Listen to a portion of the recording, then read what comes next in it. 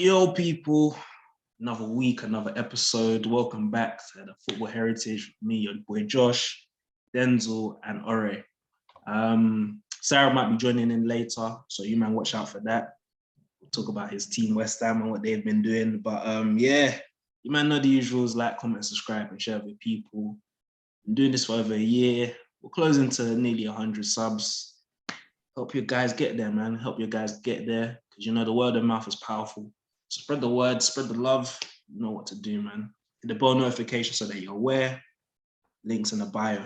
But let's get straight into it. Let's focus in Premier League. Let's go domestic first, then we'll go abroad. So not a lot of Prem games, obviously the FA Cup, but we probably won't focus on the FA Cup too much. But one team that did their business was Arsenal.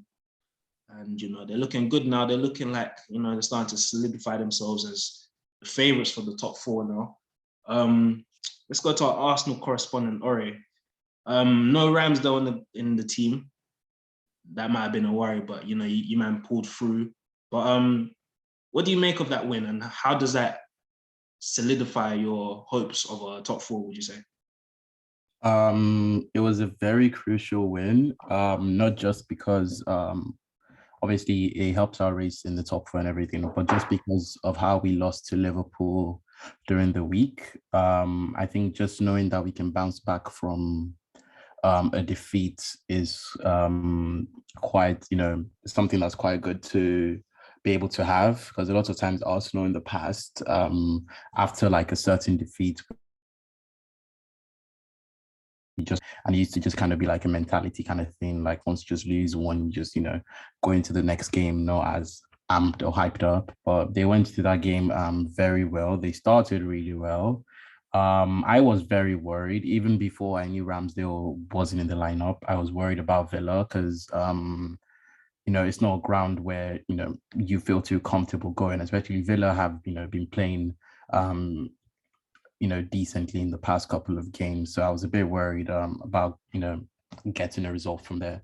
I thought we started the game really, really well. We really took the game to the end. I think we really dominated them. And to do that away is something that's very useful. Wait, Josh, are you still there? Yeah, I'm here. Don't worry. Okay.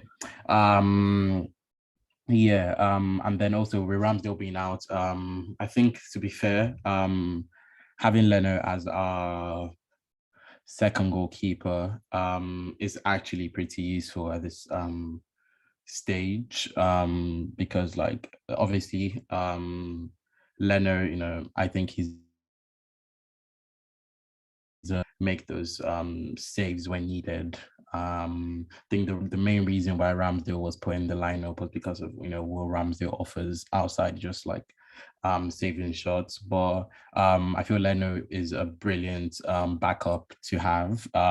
Probably don't think he's going to stay after this season. But I was really, really impressed with the performance. Someone who hadn't been, playing any games, just to come straight into it and, perform the way he did and still have so much spirit, still have so much fight, still have so much eagerness. It's a really professional, thing. I really respect him for that performance. In terms of our top four chances, it's obviously boosted there, especially Spurs winning. So Spurs really are, kind of on our tail. We just need to keep on focusing on every game. It's about 10 games left for us in the season. I think 70 points should be fine. So maybe about 5-6 wins out of our last 10, which would be, quite difficult to do. But with the way we're playing, it should be possible. We still have Spurs, which is probably like the most crucial one. Because for the top four chances, I feel if we beat Spurs, we should be making top four. We still have Chelsea to play.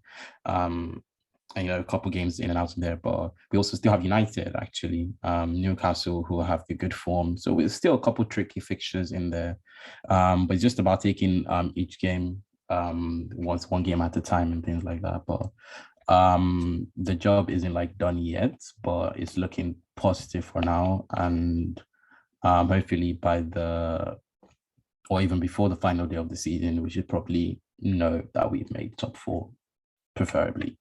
But yeah. What are you saying, Denzel? You think is a foregone conclusion now that, Arsenal are well ahead of you guys, especially United as well? Yeah, I think yeah, they'll probably secure top four. I don't see. In fact, it's between them and Tottenham because obviously that North London derby is going to be very crucial to whoever gets top four. But yeah, I think it's just between them two. To be honest, I think I'd favor Arsenal in getting it. Tottenham have the bottle gene. Arsenal somewhat have it too, but this season now it's just looking like it looks like it's their season to get Champions League football. I can't lie. I'm surprised. Ori did say at the beginning of the season that they were going to get top four, and I laughed at him. So respect. Well, it hasn't happened yet. So it's if not it done. does happen, It's not done. But yeah. if it does happen, I'll hold my hands up and say I was wrong, and I'll give Ori his respect. But it does look likely to happen. Obviously, they have the game in hand on both us and Tottenham. So yeah, it's looking likely for them, and they're in good form as well. So, and they're playing good football. That's the thing as well. Like us, like Spurs and United, we're not really playing good football, even if we're getting results. Or lately, we haven't been getting results, but you don't play good football even when we get results. You're playing good football and getting results. So, and you're consistent. You've been consistent. So, pains me to say, but it's looking likely that they will probably be the ones in top four. But yeah. But for this season, who are we saying are the top three best players for Arsenal this season? So before the season started, who would predict would be the best players? No, right now right now.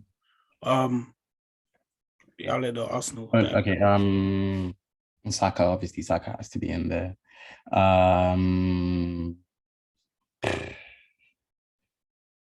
This season, probably say Ramsdale, Saka, and Partey.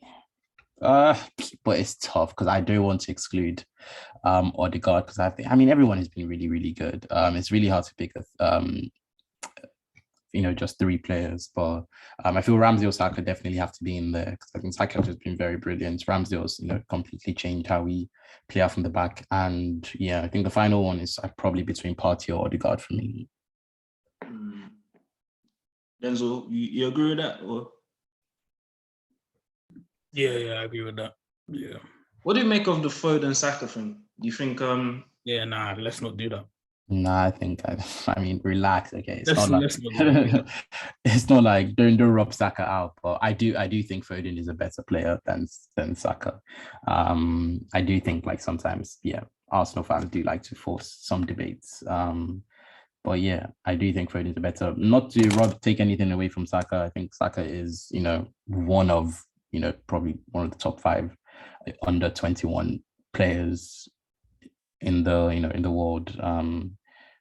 Probably after Foden. I mean, I don't know. I can't really think of too many people under.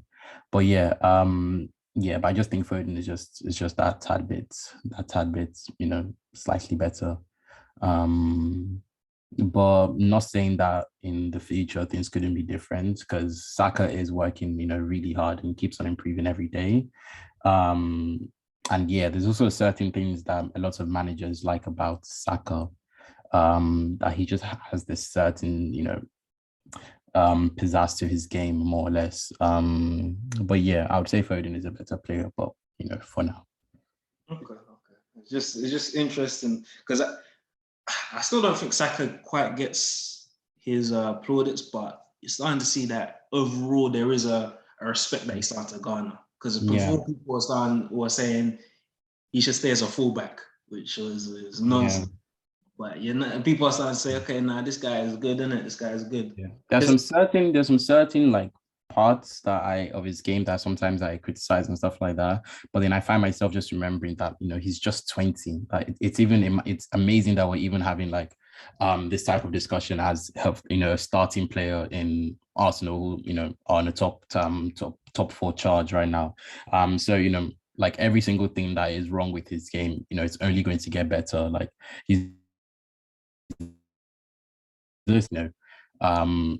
scoring over 10 goals, getting over 10 assists consistently every season. And he's only just going to keep on, getting better and stuff like that. He's only 20 and he's about to do like 10. I think he's just 1 goal away from 10 goals and a couple assists from 10. So at 20, that's just, really, really brilliant. But yeah, he still has not a lot, but he still has, stuff to improve on and stuff like that. But, have no doubt that he's going to get there. He's probably one of the best right wingers in the league, probably top 3, top 4, maybe. But yeah. 100%. Let's move on to Denzel. Let's move on to your team. Shameful shame. Wait, did you man get knocked out of the Champions League last week? It was last week, innit? It was last week, Tuesday, Wednesday. Bro, it seemed like a long time ago. But yeah, you man are just like the whole energy around United is just so bad. Like it's bare toxic and stuff like that. But let's do the task of what your board should do and actually rebuild this team, because it's looking a bit shaky right now. So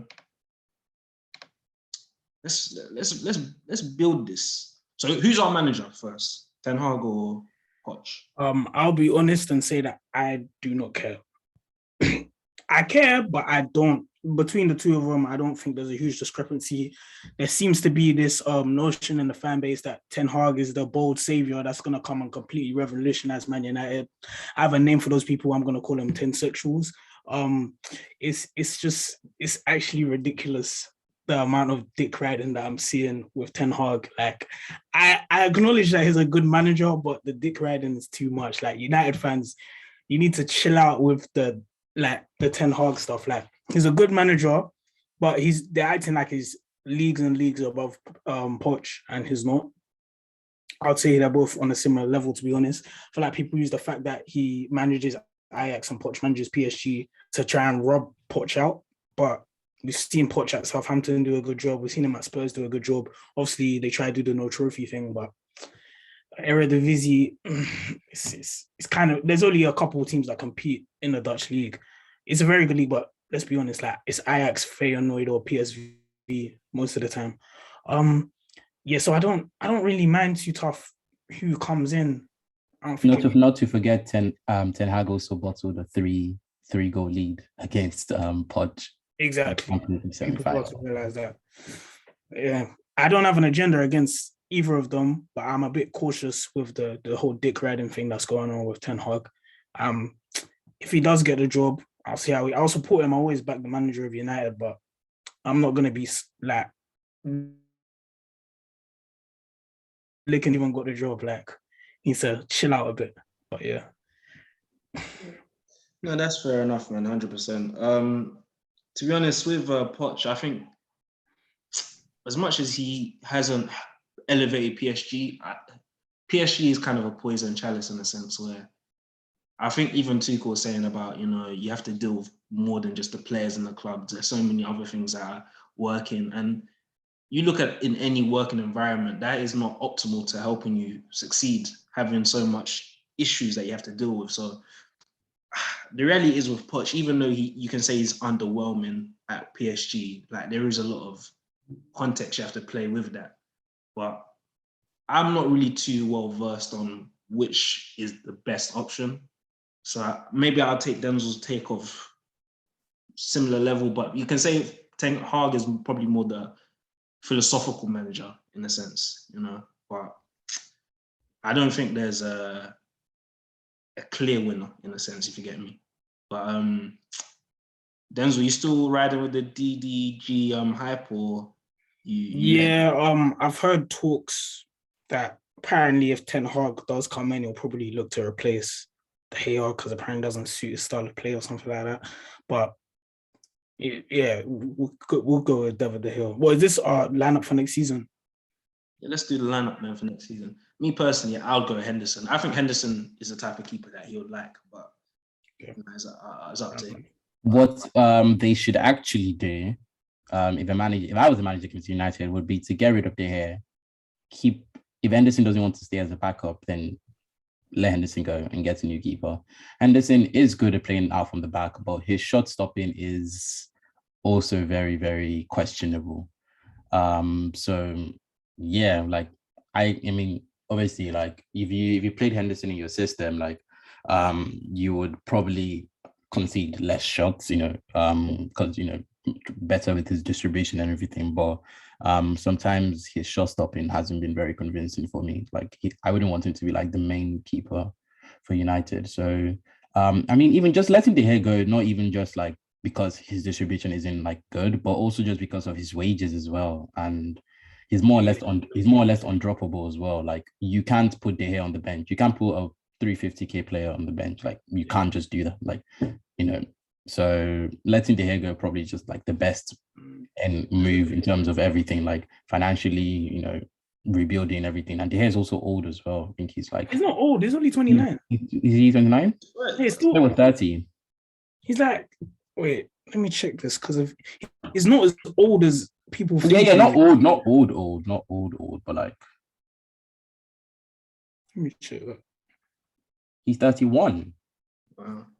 That's not old for a keeper. Yeah, no, that's definitely old for a keeper. But like in terms of like rebuilding and stuff like that, like and financially as well, yeah, like getting rid of the air is probably the best. Obviously we don't know who they'll bring in now, so I don't know who to put there, but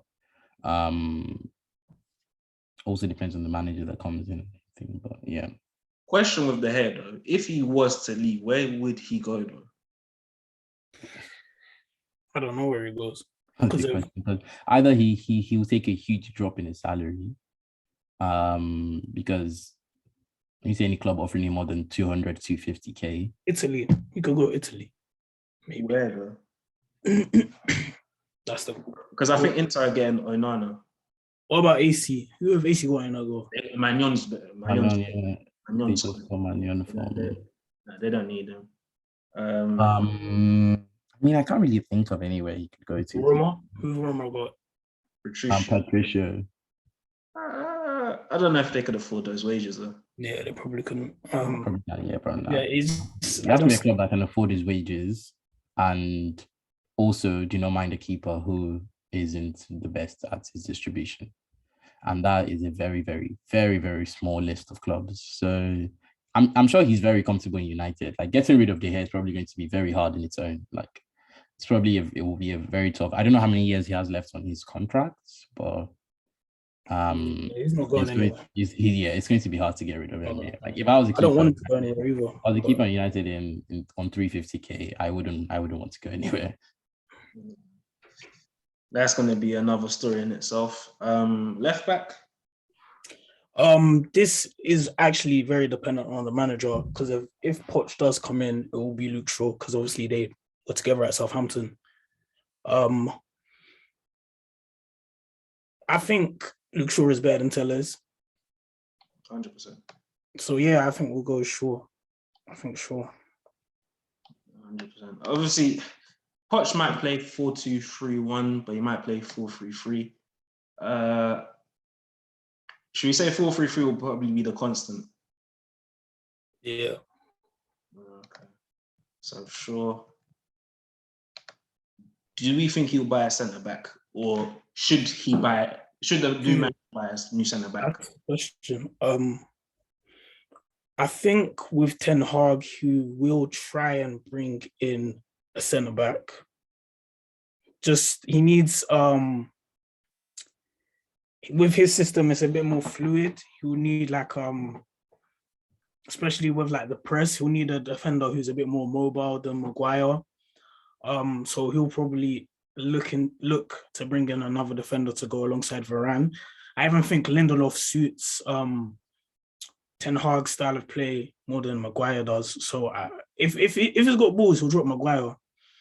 He'll earn my respect if he does it. But he's the cap for now. He's the captain, and he gets special treatment at United. So he'll probably start to begin with anyway. But I think he'll get found out, and the new manager will find a way. I think with Poch, I'll be honest. I think with Poch will probably be satisfied with him.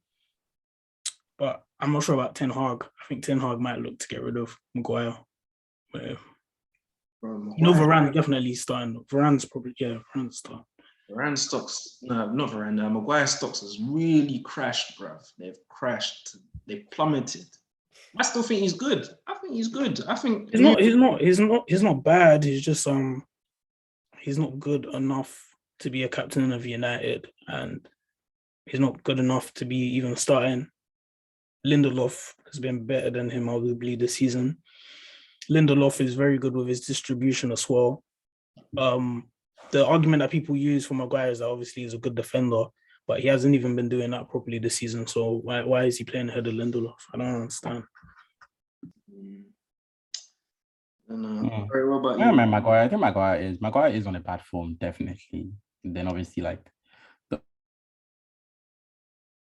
whole mental playing ability. Maguire is, yeah, I still read Maguire actually. I wouldn't even lie. I think he's actually a good defender. I think the major problem with Maguire would be people always complain about like his mobility.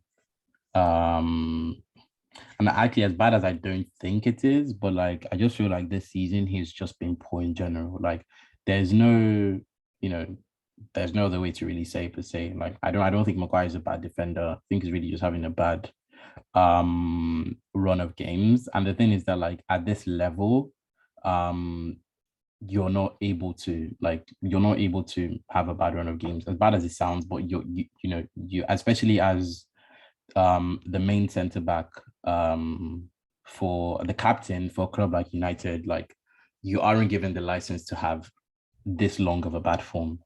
So it's just one of those ones where I don't really know. I feel like obviously if a new manager comes in, probably they should just try and I would play with Maguire, see how it goes.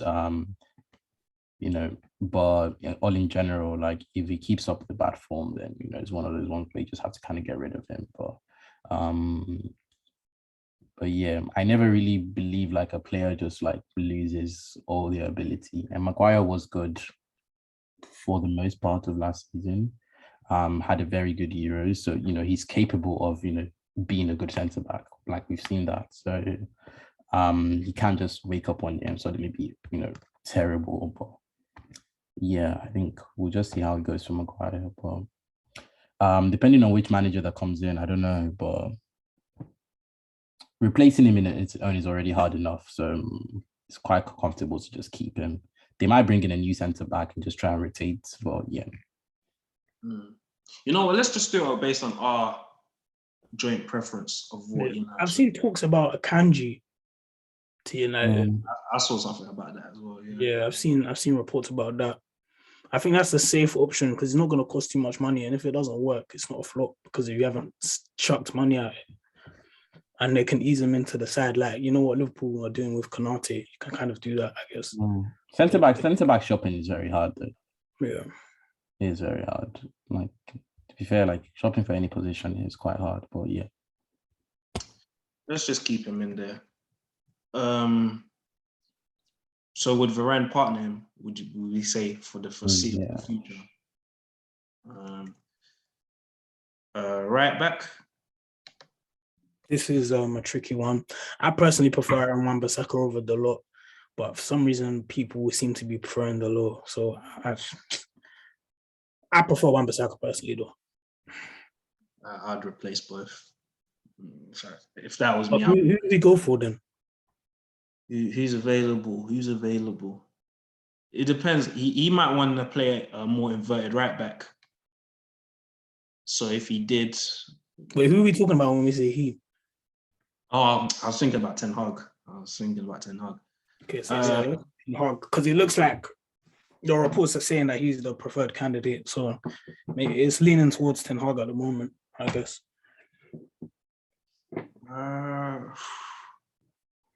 See, the right back's going to be dependent on who the right winger is actually. Who would you buy another right winger?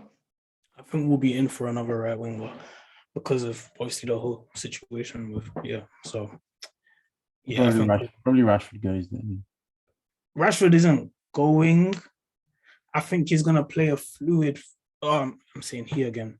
If we do get Ten Hag, and this is one of the things I do like about him, he has a fluid front three. Well, apart from now where he has Haller as his target man, but before in past he's had fluid front threes. So I feel like having Rashford, Sancho, and then we'll probably CR7's probably gonna leave if we don't get Champions League. probably not going to get Champions League. So we're going to have to replace him.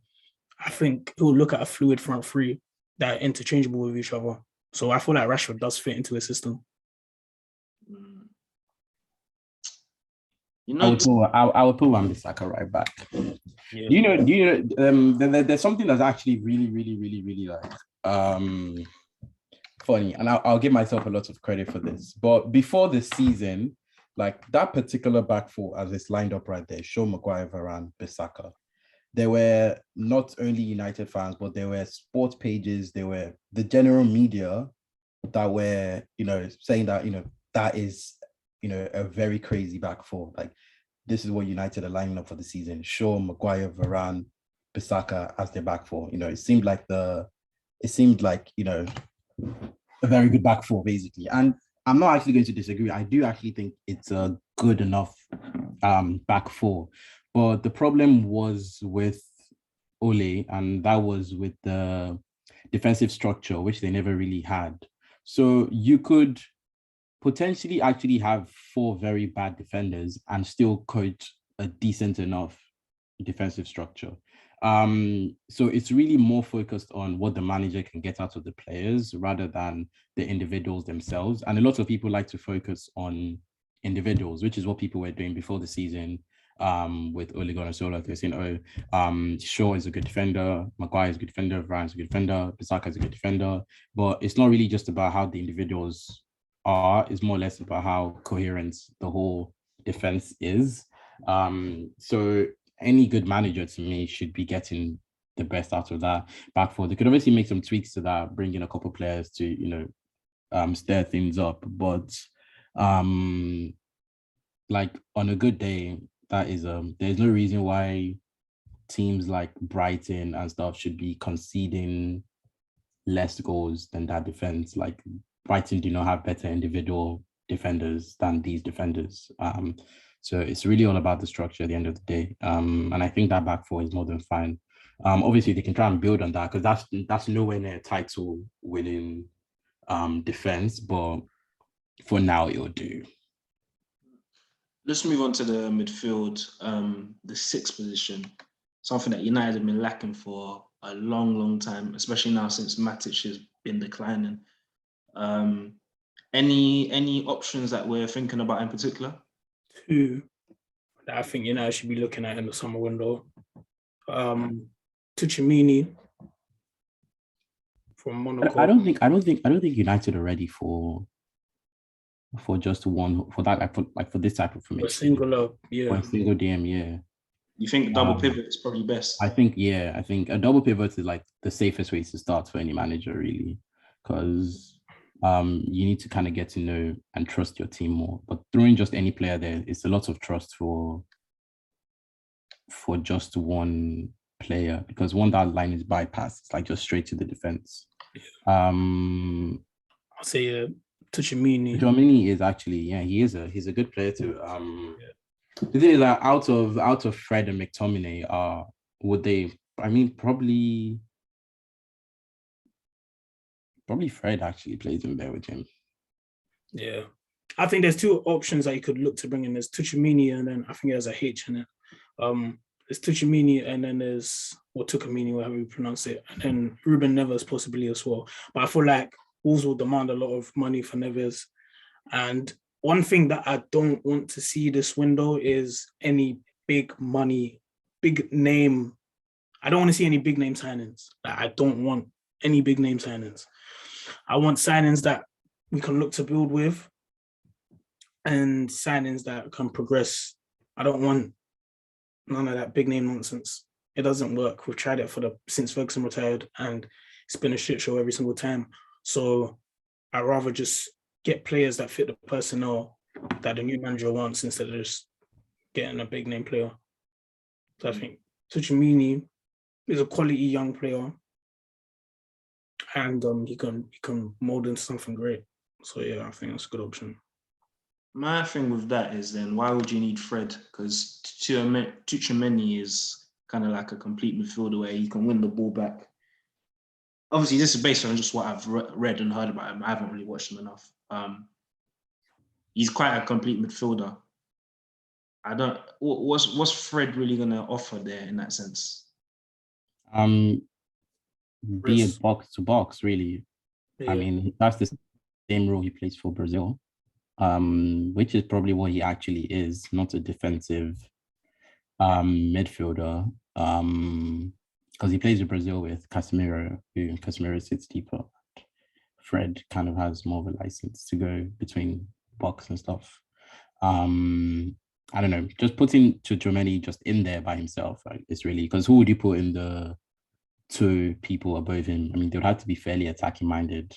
And I'm guessing Bruno would have to be one of those people. So, I mean, having Bruno as an 8 with another like attacking 8 and just Tchouaméni, who is quite young,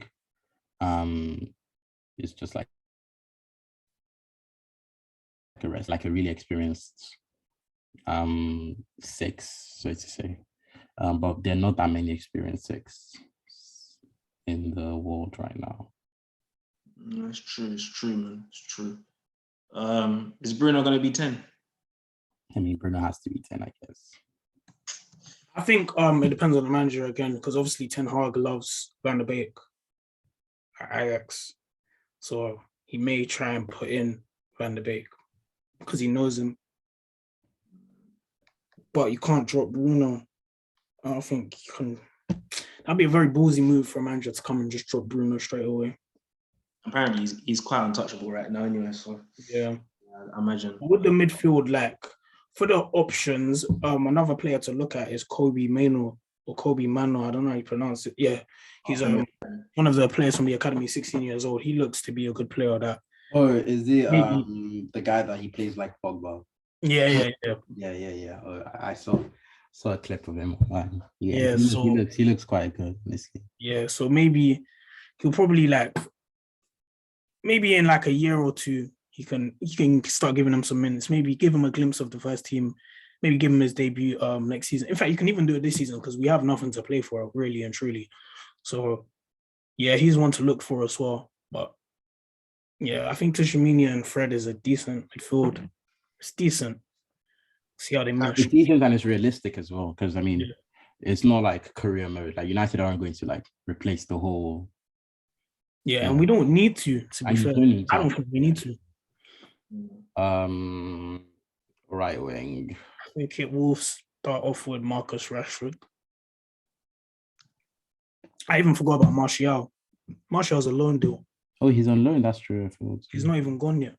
You think Ten Hag would like him up top? Or? Nah. Does Martial press well? Nah, he'll bring in a new striker. Who's that striker going to be? That's the question. It's not. Who's on the market? You got Isaac. Market is also fairly thin. I think what he'll do is I think Nkunku is someone that United will look to bring in because if he's fluid and is interchangeable, he can play anywhere in that front four. Really and truly. So that would be a smart signing to make. I think realistically, Dybala is a free agent. Nah, I do not want Dybala anywhere near my football team. Please, no. I'm tired of this big name BS. Like, you slap him on stupid wages, fat agent fee, obviously because he's a free agent, and it's going to be a mess. I just don't want him anywhere near my team. I'd rather have him Nkunku. Interesting team. Really and truly, United only need to sign 2 players this window. Don't need to overdo it. Need a goalkeeper. I don't think we need a goalkeeper. Definitely need a goalkeeper. Need a goalkeeper, mate. Unless Henderson like plays as a punter, I'll say you need a goalkeeper. You need a goalkeeper. 100%.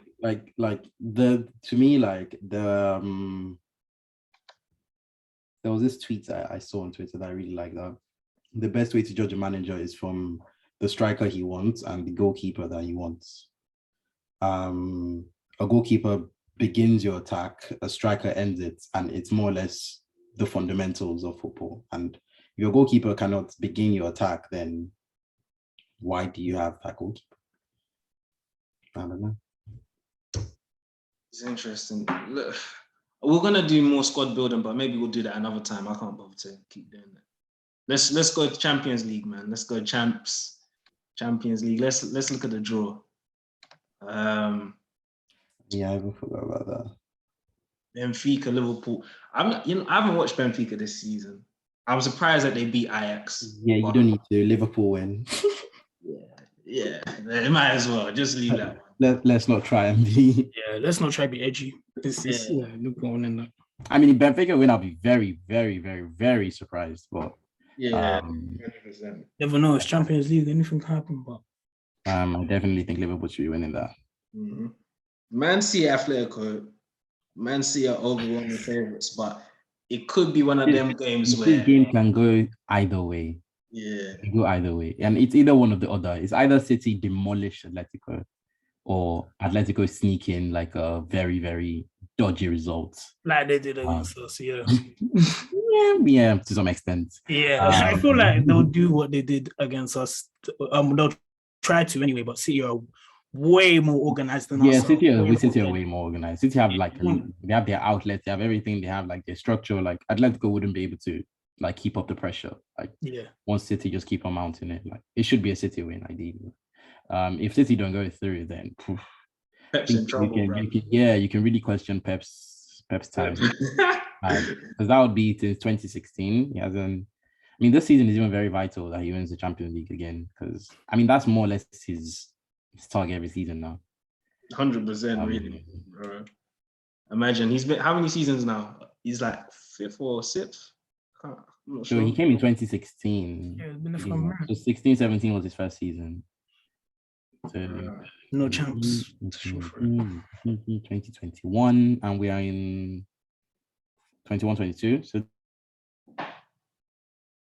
this is the 6 seasons and no champs is quite, for the type of squad that he's built, would be a small stain on his career if he doesn't win it. It would be. Yeah, an even bigger stain if he gets to the final and loses against Liverpool. I think the City Liverpool, everyone is predicting the City Liverpool final. Yeah. I don't know. It's tricky because City would probably be wanting Madrid to win. 100%. Madrid to win. No City have a better chance on beating Madrid. If it's City Chelsea, like I always say, Premier League games and Champions League ties, those could go either way. It's literally a very open tie. So yeah, I'm sure Pep would be probably preferring to play Real Madrid in there. It's quite interesting because if Atletico and Real Madrid go through, that's a Madrid derby. But let's deeper, yeah. If let's say Liverpool go through, Man City go through, Bayern go through, Chelsea go through, those are the 4 strongest teams in Europe, in my opinion. That could be tasty. Yeah, that could be tasty. They are the 4 strongest in Europe. Actually, yeah, definitely, yeah. But the Liverpool Bayern, that's the one I want to see, man. Ooh, that one Bayern against the Premier League side, man. I want to see how they fare. Because they've been bullying all these small German teams for too long, bro. Liverpool be Bayern. I think it's going to be a tight affair. It will be a good game, in my opinion. Yeah, a very tight affair. Bayern. Have Bayern really, like in the past couple of years, have Bayern really played like okay, they played Chelsea, but Chelsea were poor that season. Wasn't that the Lampard? That was under Frank Lampard. Still. That was under Frank Lampard, yeah. I don't think they've really played like a City Liverpool in the past like couple of years, yeah. Nah, when they won it, they demolished Chelsea. They had like Barcelona. They had Lyon. They play in the relatively decent ties. They had PSG. The last time they did play a Liverpool or City, they lost. Liverpool knocked them out last time. Yeah, but they weren't good that year. I remember they weren't good that year at all. Yeah, that was 17. They haven't played City in a while. Nah. It'll be interesting, but I think Liverpool. That side is very favorable. That side is very favorable. I think Liverpool should be in the final. I hear that. Sarah, to me, if it's a Liverpool City final, I can't lie to you. Liverpool winning that final. Most definitely, head to head, we know who the better team is. Imagine if they get the double on them, sneak the title from them, And also, it's City Liverpool in the FA Cup semi-finals. It's crazy, man. It could be a clean sweep. It could be a clean sweep. It could do a quadruple. That would make me want to vomit. That's actually really. Ain't it mad? Like how 3 weeks ago we were saying Liverpool out the title race, and now like the quadruple is now on. Yeah, like it's always really funny with things. Want to vomit. But we're all saying the same thing about City. Very like late to the season. Like we're all saying because they won the semi-final, they won the League Cup. That was last. Remember last season when City started quite poor and they were like mid-table or something, and then like by January it looked like they could win a quadruple. Yeah, it's so crazy how. Change in an instance. It's so crazy how changing topic. I think we've got to talk about this masterclass. One of the greatest games of West Ham's won in history has assembled on Thursday night. I mean, what a game! You know, I haven't seen the highlights for this. I haven't either. I can't lie. My Wi-Fi was down, so I couldn't see it. But I heard they played. I actually watched part of the game. They are Sevilla, so I think like not to be the whole cliche like where I say Premier League is the best league out of all but other leagues can be very suspicious at times. Other leagues can be very suspicious. Sevilla have been doing so well. This is a Sevilla who is second in La Liga, and they got played out of the park. You know, by West Ham, little old West Ham, East London's finest. Come on, boys. Well, yeah, that was like I feel if West Ham didn't go through, that would have been so harsh. Like they completely dominated that game. It was actually quite. It's probably our best performance of the season. Yeah, actually, definitely yes. So, Arab, do you think there's a chance you could win?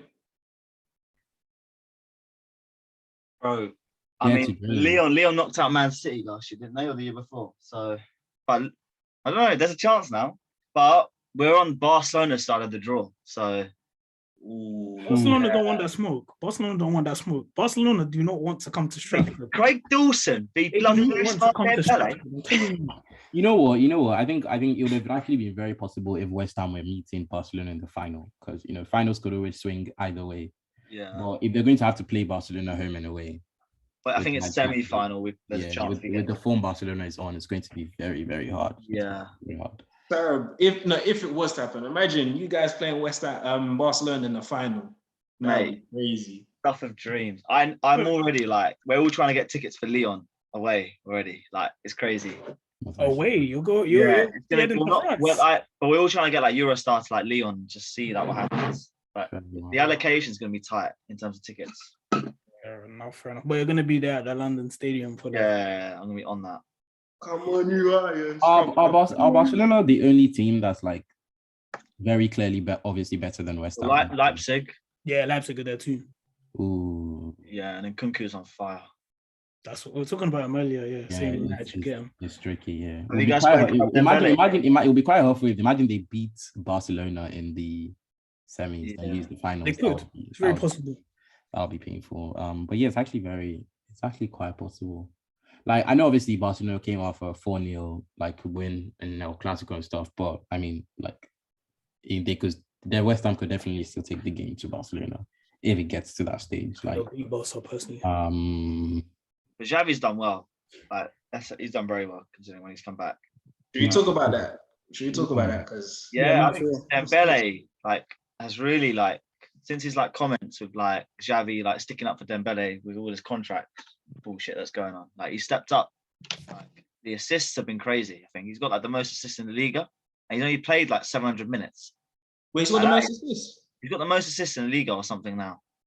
Bro, the guy's a star boy, bro. He's 24 now, but still, man, the guy that's he's getting compared to Mbappe, wasn't he? Like 2 years ago. He's more talented. I've said it. He's more talented. Honestly, like he was one of my when he came out of Dortmund, he was one of my favorite players to watch. Like, the guy for the round for everybody. I don't think he's more talented than Mbappe, but I think he is. I think he's an amazing player that I've actually always said that. But obviously he's had his issues with injuries and everything, but it's very good to see that he's having consistency. And Barcelona having a rebuild, so that's also quite good that he's there. I think there's some like contracts. I don't know if they've sorted out the contract negotiations, but I think he's coming to the end of his contract soon. So well, he needs to agree lower wages because I think he'll leave. Yeah. He might leave. I think he'll leave. He might, but he's getting a lot of love by Xavi and Barcelona. So Doesn't matter. He wants that moolah. And he's injury prone as well. So anything can change in an instance. He gets another injury. Madrid are going to recruit heavily this summer. Madrid are going to recruit heavily this summer. Mbappe is coming. Mbappe is definitely coming. I feel Haaland is coming as well. You think they're gonna get both? I think they're going to get both. No, I think I Man City and Barca. I think they would actually get both. Unless the only reason why they wouldn't get both is if Haaland doesn't want to play with Mbappe. What? Which people Explain to me how that works. Whole both of them joining Real. Real Madrid do not use logic in their transfer windows. They've always been a galactical team. Like they just go into a window and they're trying to get back to that level where like that same window where they signed Ronaldo, Kaká, that's what they want to be. They just want to be, on the headlines and stuff like that. So they buy the players, then they think about how it works out after. That's always been like Madrid, to be fair. Not next season anyway. Benzema is their only striker. I mean, Benzema was out for a Classico. They have Jovic and Mariano Diaz. I mean, when I say only striker, I mean only only useful striker. So they got battered 4-0 because they didn't have a striker. I mean, obviously it's not just down to the striker and stuff like that, but they were quite poor all around. So I mean, I don't know. They definitely need another striker next window. And like, what's the point of spending like a lot of money for like a backup striker who's like in his mid-20s or something, when you could just splash out when you can get Haaland, because Haaland is available now and they have the money. So it's probably one of those ones where like they'll just be planning for the future. Because when Benzema is going to I mean, it feels weird saying because he's still quite on form despite his age, but I mean, you would expect him to naturally decline in the next couple of years. Well, they'll probably offer him a new contract, won't they? Benzema? Yeah. They will. Like a year or two extension. But the older he gets to, like the fit, it to be like available at the time. But I know they definitely want Haaland. So I think this is really up to Haaland, to be fair, because I mean, it's always been up to Haaland because what about his dad? All the teams have the money. Sorry? His dad like used to play for Man City and that. So Man City is also I think it's between City and Madrid for me. Yeah. I think those are the only two that have the money. And I think the only reason why he'll pick City over Madrid is because like he can be the Pep and he can be the main guy in City and he doesn't have to play with Mbappe because Ballon d'Or wise, it won't really make sense to the same team as Mbappe, like for the future. Yeah. Ballon d'Or hype, man. Ballon d'Or hype. Any final points before we round off? Mike Dean's retiring. Is he actually? Yeah, he's retiring. Thank God. When's he retiring? Premier League end of the season. 20. I think he's been here for 20 years.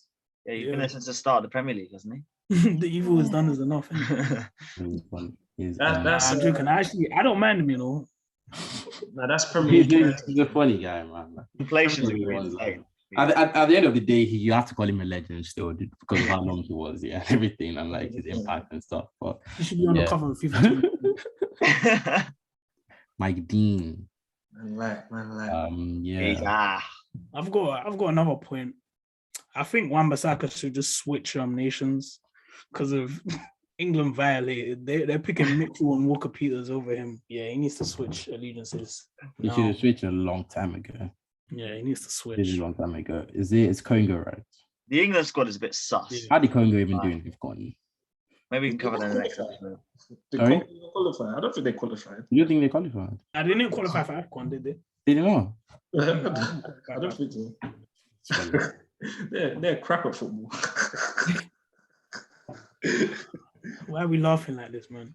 Well, yeah, another big game. Speaking of AFCON or African teams, we've got Ghana, Nigeria coming up. Ooh, I was just literally going to say that, yeah. That is going to be awful for whoever loses. I think it's quite annoying how limited, like, the number of teams from Africa can go to the World Cup. Yeah. How many is it? 25. 4. Was it 4? 4 or 5? I think it's 4 or 5 or something like that, yeah. And how many is in South America? Probably the same, I think, like 4 or 5. And South America only have 12 countries. And Yeah. Africa has about 50 countries. Yeah, 54. How does that work? Yeah, it's not quite fair. Like how we many? know. They need to expand the number of teams that play in the World Cup. I'm pretty sure they're doing it. They try. I think I heard about that. 2026, there's going to be a massive shift. Yeah, there needs to be because it's ridiculous how. Let's not lie, yeah.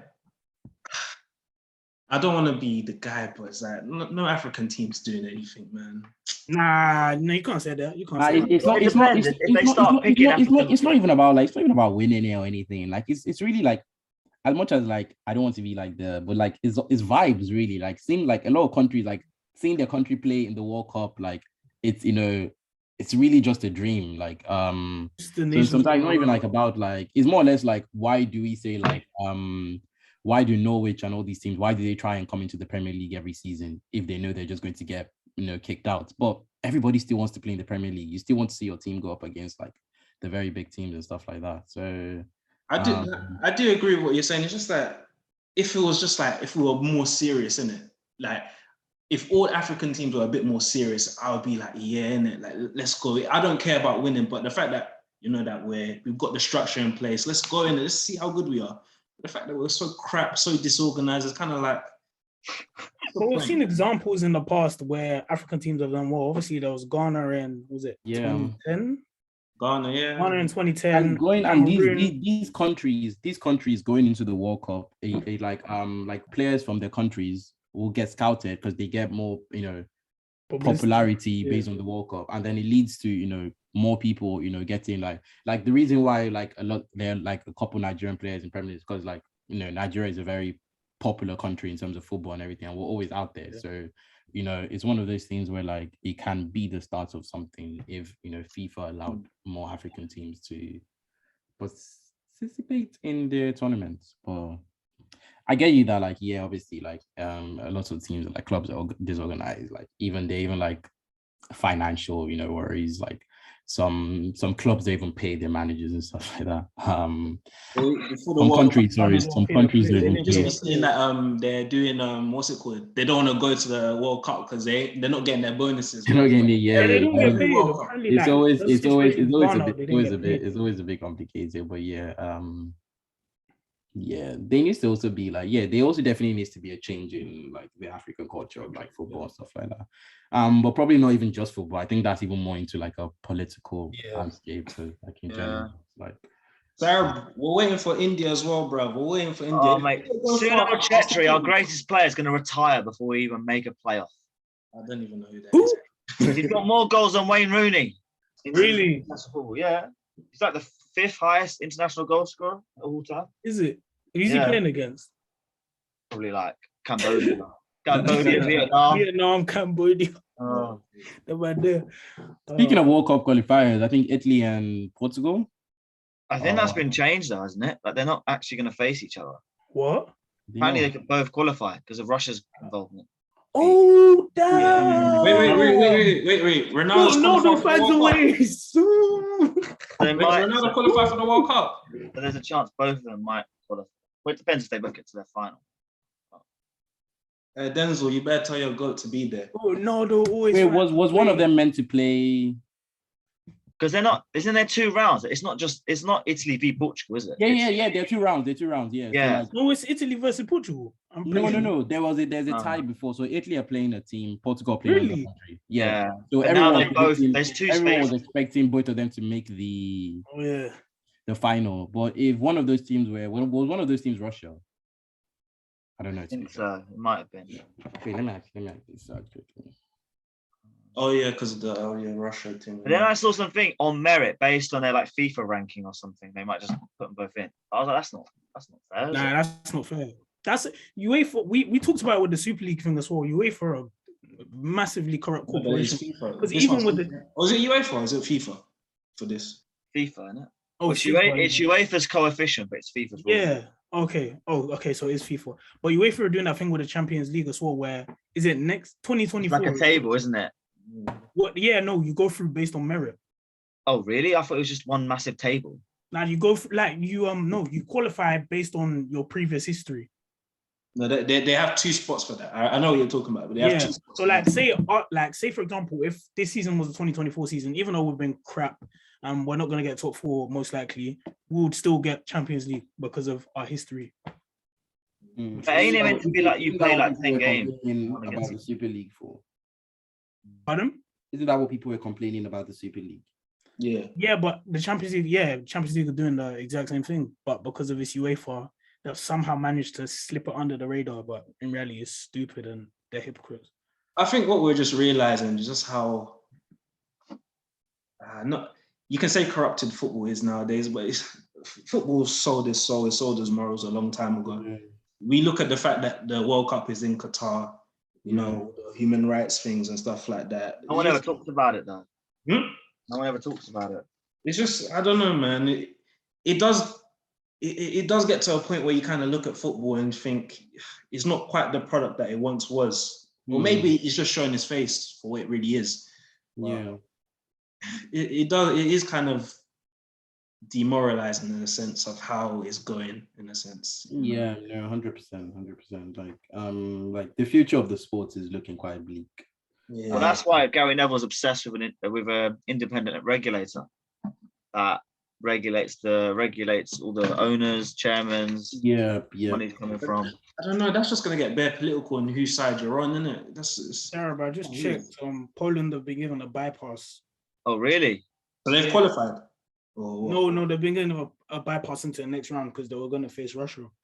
Oh, okay. Oh. So how many teams can qualify from? Yeah, how many teams can actually qualify then? I don't know. I actually don't know. There's path. Oh no, there's path A, path B, path C. Because it can't be just if Poland go through, that means I think. If Poland go through, that means there's a space for one more team. No, they're giving them a bye. To the next round they've gone through. They're giving them a bypass, so they're going to face either Sweden or I think Sweden playing. There's only one team that they can get through. Oh, only one. Yeah, that's true. That's weird because it's usually always been like a playoff between 2 teams. Whoever wins gets in. That's how they've usually done. Yeah, but this is like the playoff before. I thought because Russia's not in it anymore, they may. Italy is playing North Macedonia. Yeah, so and Portugal is playing Serbia. So is that in this round's fixtures? No. Portugal is playing Turkey actually. They're both on the same path, so regardless, one of them is not going to qualify. One of them is not going to be, yeah. So if Portugal beats Turkey and Italy beats North Macedonia, then Italy and Portugal will meet in the final, and then one of them has to go through. Yeah. Denzel, you right? Bad. I'm coming for your goal. I'm coming for him. Don't if worry. the Italians lose, I'll be so happy because I ain't forget. How old is Ronaldo? 37. Yeah. So I'm guessing that's it. He doesn't make that's it. You know Pepe is still in the squad. He's like 39. Jose Font's like 38. Joe Martinez 35. Raul Patricio's 35. There's a very slim. Their generation.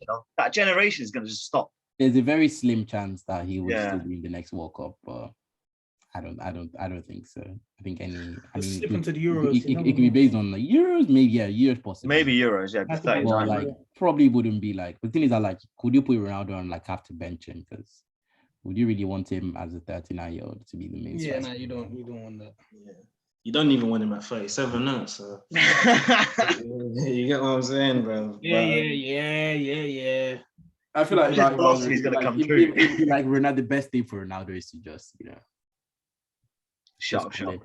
Just call it this thing. Because I always feel like at a certain point it will just become more like your career will just become embarrassing. How? And he's done enough. He's given enough to the game. What? He's finished. No. Ori's saying it very nicely. The guy's fucking finished. He's a no, he's not. What? Bro, you saw him bag a hat trick against Tottenham. Said, it's finished. Allow it, bro. He's fucking crap, man. He's a goal scorer. I give it to him. He's a goal. No, you know who should pack it in. though. Your little boy Lionel Messi over there. Yeah. He should pack it in. You always tell me about Messi. I don't care about Messi, bro. Yeah. Okay. I don't care about Messi. Well, so what's your take on Messi then? Seeing as Ronaldo needs to pack it in. Bro, hey, you guys. Yeah, that's what I thought. Messi still has more to offer the game. End off. What does he have to offer? Has to offer his playing ability. I mean, he's got the most. He's got the most He should- assists in the league. He should turn into a Cam, innit? Because if he can't He is. He's a cam. He's a right wing. He's a false nine all No, in he's one. not. He shouldn't be a right winger. Like he can't run the channel. He can't. Like, bro, he's a Cam now. He should reinvent his game like Ronaldo did. But yeah, You see, Ronaldo was feeling himself against Atletico. Man was doing kick-ups. He thought he was back in Yeah. I can't lie. He had a good first half. I'll be honest. Like, bro. no, he Ronaldo, was playing well in the first half. He had no shots. bro, the guy is so stiff, bro. He had Like, zero shot. He had a good first half, man. I can't lie. A striker went through a game with no shots. Not one. Not a half shot. Nothing. No shots. It's incredible. I feel like to be fair, like the Ronaldo, yeah, I think Ronaldo should just like he's a legend. Like everybody acknowledges that he's a GOAT. Not the GOAT, but He's the GOAT. definitely one of the best players I've I've ever played the game, and everybody acknowledges that. So yeah, but I think they should both in the next 5 years they should both be gone. I don't want to see them on the screen. bro, in the next 2 years, bro. But yeah, people, peace.